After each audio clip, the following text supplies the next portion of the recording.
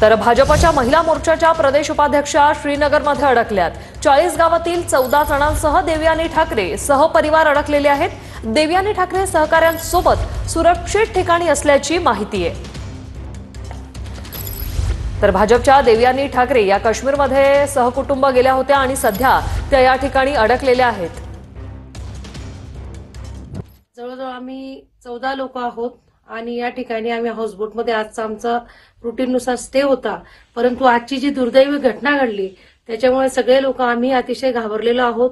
कारण बाहेर अगदी हाय अलर्ट आहे, जिकडे तिकडे सैन्य तैनात आहे आणि हे सगळं बघून आमच्या सोबत जे सिनियर सिटीजन आहेत तर हे देखील अतिशय आता सगळे ताणतणावात आहेत।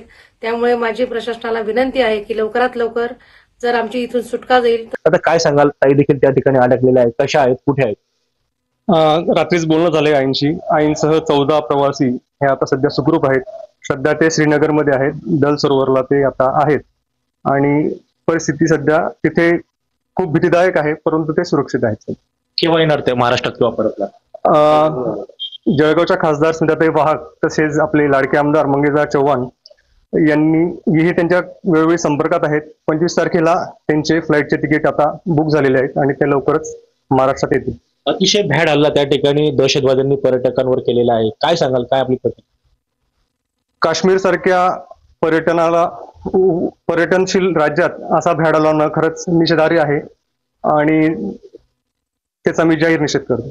आई आणि वडिलांशी बोलणं झालेलं, वारंवार बोलणं सुरू? हो, त्यांच्याशी मी कायम संपर्कात आहेत आणि लवकरच ते आता 25 तारखेला ते येणार आहेत। सुरक्षित आहेत? हो, अत्यंत सुरक्षित। हेमचंद कुमार, TV9 मराठी।